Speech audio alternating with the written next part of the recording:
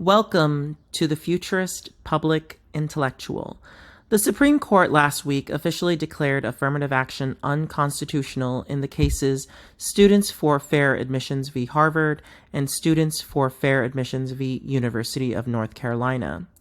Other than a student incidentally mentioning their race through an application essay, colleges and universities cannot proactively incorporate the applicant's racial and ethnic backgrounds as part of their admissions decisions. The majority said that the 14th Amendment's Equal Protection Clause and Title VI of the Civil Rights Act of 1964 necessitate that entry into higher education be a colorblind process. Since I've already analyzed affirmative action itself in episode 6, what I will do in this episode is analyze the Supreme Court opinion, both the majority opinion and the dissents. I think this is worthwhile because these affirmative action cases are monumental in a similar fashion to Dobbs last year. However, I will prioritize Justice Jackson's dissent on today's episode because her dissent exemplifies what's so problematic about the far left these days. Furthermore, the current Roberts Court is so committed to constitutional fidelity that we are in an era when the law is clearer than ever about what it is doing.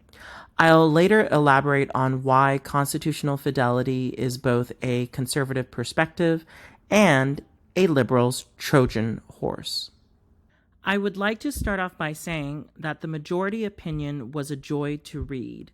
It was clear in its legal logic and simultaneously inspired in its bold intention to enact the 14th Amendment's promise to eliminate racial discrimination in the government. In fact, the majority goes as far as to say that, quote, eliminating racial discrimination means eliminating all of it, end quote. What we need to understand about this case is that the conservative justices are the only ones who actually care about banishing racial discrimination from this country, while the liberal justices support maintaining racial discrimination in college admissions in order to rectify racial inequities. Regardless of which goal is the worthier one, the 14th Amendment doesn't address social inequities, only racial discrimination by the government. This is the fundamental reason why the liberal dissents are constitutionally unsound. The majority makes the very salient points that the university's affirmative action programs are suspect precisely because the racial categories they use are amorphous and ineffectual, their educational goals are vacuous, and their implementations have an indefinite end. For example, why is there no Middle Eastern category? What do you check off on your application if you're Lebanese? It would be strange to check off white due to your fair complexion when you're nothing like an Irish American from Chicago and your Muslim background prevented you from garnering white privilege in this country. Justice Sotomayor's dissent isn't very interesting because, other than a lot of history and vague assertions about the appropriateness of Harvard and UNC's affirmative action policies, it doesn't address the crux of the whole lawsuit.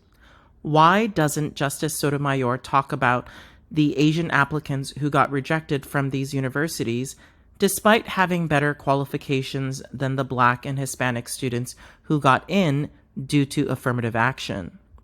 One interesting bit of cherry picking that Justice Sotomayor did is when she brought up California's own state ban of affirmative action in college admissions.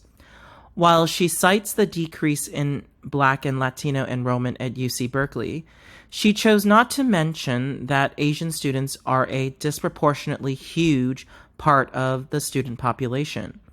In other words, affirmative action must have been preventing Asian students from being admitted prior to the ban because underqualified Black and Latino students were taking spots in the incoming class. Justice Sotomayor does not justify her prejudice for caring about Black and Latino students over Asian ones.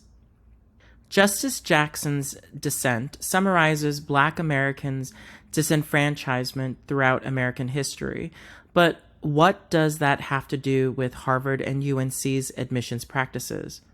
The constitutionality of their admissions practices is about the Constitution, not social history. Every law certainly has a historical context, but such a broad historical context doesn't illuminate what a judge is supposed to do when determining the constitutionality of something. It's fascinating how, for all her talk of history, Justice Jackson completely forgets that this case is being decided in 2023.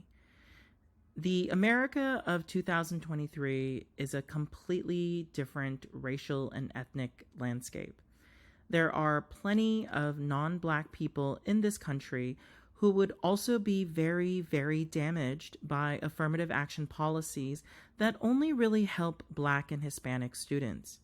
There are students who are the children of Vietnamese refugees who had to flee during the Vietnam War. There are children of Afghan refugees who had to flee Afghanistan during the past 2 decades. Why are they being discriminated against in favor of Black and Hispanic applicants? As a futurist, I cannot see why the 14th Amendment has to be applied in such a manner that it advantages Black people when the text doesn't even mention race.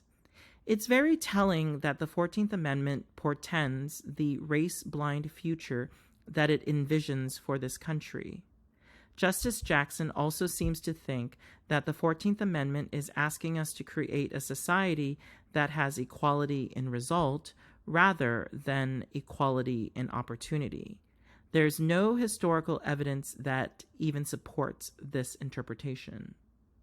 Justice Jackson claims that, quote, the only way out of this morass for all of us is to stare at racial disparity unblinkingly and then do what evidence and experts tell us is required to level the playing field and march forward together, collectively striving to achieve true equality for all Americans, end quote. First of all, the so-called experts are not always right, especially when they've drunk the woke Kool-Aid.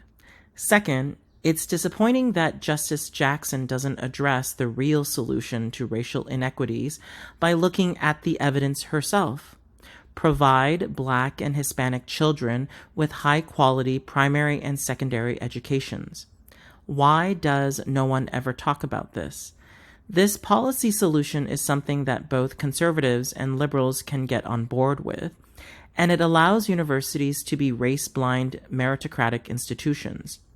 The real reason Black and Hispanic students need affirmative action to get into elite universities is because their prior schooling was substandard.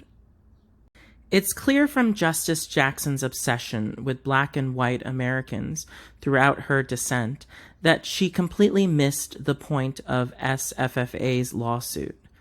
The Asian applicants have been consistently and systematically rejected in favor of Black and Hispanic applicants who had lower objective qualifications. Does she not care about Asians? Even Justice Thomas recognizes that this case is not really about Black people. In fact, here is a quote from her dissent that shows how much she stereotypes racial minorities and consequently demeans their success. Quote, "To be sure, while the gaps are stubborn and pernicious, Black people and other minorities have generally been doing better. But those improvements have only been made possible because institutions like UNC have been willing to grapple forthrightly with the burdens of history." End quote. Only been made possible because of institutions like UNC? Are you kidding me? Is she saying that Asian applicants couldn't have been successful in America without the graciousness of race-conscious universities who implemented affirmative action? It's so offensive. It's precisely these two sentences that make me question her sociological understanding of people other than Black and white Americans. Despite the dissent's problems with the majority, the constitutional fidelity that the conservative majority is implementing is quite the Trojan horse for liberals. though the liberals aren't clever enough to appreciate it. Just like with Dobbs, this case makes it look like the conservatives are winning the culture war, but not everything is as it seems. Now that affirmative action in higher education is illegal, liberals, if they choose to do so, should have the political capital to demand better education for Black and Hispanic students at the elementary, middle school, and high school levels. How else can the racial inequities that the liberal justices care about be addressed in the society at large? This is a better time than ever to truly achieve equality and equity. Once again, liberals, the challenge is on. Do you really care about Black and Hispanic children?